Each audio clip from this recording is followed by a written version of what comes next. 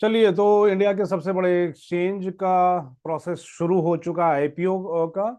और इसकी बिगुल बजी है, द ट्रम्पेट जो है has been sort of blown. और ये कैसे जो बिगुल बजी है, ये है ओएफएस के अनाउंसमेंट से। पहले समझते हैं कि ओएफएस क्या होता है।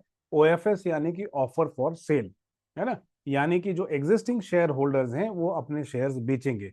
शेयर्स क्यों बेचने पड़ते हैं? शेयर्स इसलिए बेचने पड़ते हैं क्योंकि ये एक रेगुलेटरी रिक्वायरमेंट है। जब भी आप कंपनी लिस्ट करते हैं तो अभी के जो मालिक हैं इनको शेयर्स देने पड़ते हैं, ठीक है, ताकि नए पब्लिक में डिस्ट्रीब्यूट हो पाए शेयर्स। अब एग्जिस्टिंग शेयर होल्डर्स कौन से हैं? एलआईसी है, एसबीआई है, बहुत सारे फंड्स हैं। तो इन फंड्स, ये जो ऑर्गेनाइजेशंस हैं, बड़े बड़े फाइनेंशियल इंस्टीट्यूशंस हैं, इंक्लूडिंग बैंक्स हैं, ये सब शेयर्स बेचेंगे। इसमें जो एग्जिस्टिंग शेयर होल्डर्स हैं रिटेल कैटेगरी के, वो भी शेयर होल्डर्स हैं और उन्हें भी मौका मिलेगा शेयर्स बेचने का। अगर आपने अनलिस्टेड शेयर्स खरीदे हैं और अभी अभी खरीदे हैं तो हो सकता है कि आपको ईमेल आया हो कि आप शेयर्स टेंडर कर सकते हैं, ओएफएस की प्रोसेस बिगिन हो गई है। लेकिन इसमें जो है और इसमें इंडिकेट किया करना पड़ेगा आपको कि आप अपने ओएफएस के माध्यम से शेयर्स आप सरेंडर करना चाहते हैं या बेचना चाहते हैं आईपीओ प्रोसेस में।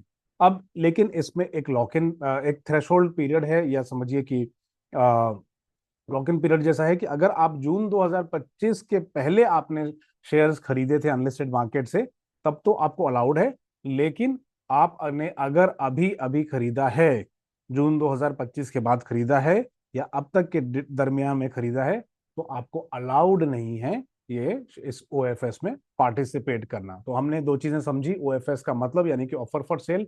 हमने ये भी समझा कि ये एक रेगुलेटरी रिक्वायरमेंट होती है आईपीओ में, जहां एग्जिस्टिंग शेयर होल्डर्स को शेयर्स ऑफलोड करना पड़ता है।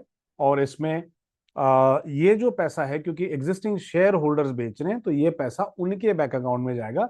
ये पैसा एक्सचेंज को नहीं या किसी भी कंपनी को नहीं आता है। तो जब पैसे रेज नहीं कर रही है कोई कंपनी, तो ये आईपीओ कहलाएगा क्या? यस, ये आईपीओ कहलाएगा, क्योंकि अनलिस्टेड मार्केट में से, अनलिस्टेड स्पेस में से लिस्टेड स्पेस में आ जाएगा। एक्सचेंज इतनी बड़ी है, एक्सचेंज इतनी प्रॉफिटेबल है कि इसको जो है पैसे की जरूरत ही नहीं है। ये सिर्फ as a part of the regulatory requirement जो कि सेबी की तरफ से है, शेयर्स लिस्ट करने के लिए जो एग्जिस्टिंग शेयर होल्डर्स को शेयर्स छोड़ने पड़ते हैं, है ना, डिस्ट्रीब्यूट करना, डिस्ट्रीब्यूशन के लिए है, लिक्विडिटी के लिए है, और मार्केट में शेयर्स अवेलेबल कराने का प्रोसेस है आईपीओ। नहीं तो फिर आईपीओ होगा ही क्यों? फिर ये पब्लिक ऑफरिंग होएगी क्यों, है ना। तो ये प्राइवेट स्पेस से अब पब्लिक स्पेस में जा रहा है, तो शेयर्स ऑफर करने ही पड़ते हैं, ठीक है। एक दूसरा प्रोसेस होता है जहां कंपनी पैसे रेज करती है, इसमें नए शेयर्स इशू होते हैं और ये पैसा जो है कंपनी के अकाउंट में जाता है। अगर ओएफएस के माध्यम से एग्जिस्टिंग शेयर होल्डर्स बेच रहे हैं, तो वो पैसा जो है डायरेक्टली शेयर होल्डर जो कि एग्जिस्टिंग शेयर होल्डर्स हैं उनके अकाउंट में चला जाएगा। अब जो एग्जिस्टिंग शेयर होल्डर्स हैं, या तो पूरा शेयर्स बेच सकते हैं या तो थोड़ा शेयर्स बेच सकते हैं, या जो भी एलिजिबिलिटी क्राइटेरिया है उसके हिसाब से शेयर्स बेच सकते हैं, ठीक है। तो ये प्रोसेस शुरू हो गया है, ये बहुत बड़ी न्यूज है। ये एक बिगुल समझिए, this is like a trumpet bling blown.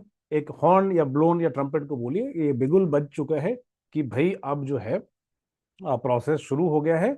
इसमें सिर्फ आपको ध्यान रखना है कि जो कट ऑफ डेट है वो जून 2025 के पहले का, मतलब कट ऑफ जून 2025 है। तो अगर आप शेयर होल्डर्स हैं तो आप जो है अपने शेयर्स टेंडर भी कर सकते हैं। तो ये एक बड़ी न्यूज़ है और इसको ज़रूर लोगों को बताइए।